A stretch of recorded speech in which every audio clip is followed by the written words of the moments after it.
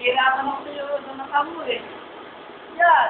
Ito yung locker namin dito sa Liton. Ito si Paring Tony. Dito ang dark na nagpa-practice ako. Dito. At nag-champion ako isang beses. Ito yung itsura ng locker namin sa Liton. Yan. Sabi. Ayan. Ito yung locker ko. Yan.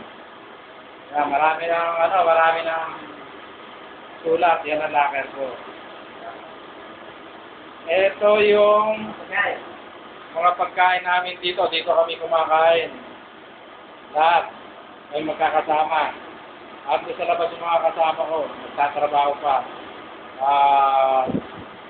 2 araw na lang at wala na kami. Hindi na kami nagtatrabaho. Babayaran na kami. Dito ako nagsasalamin. Yan. Dito, yan.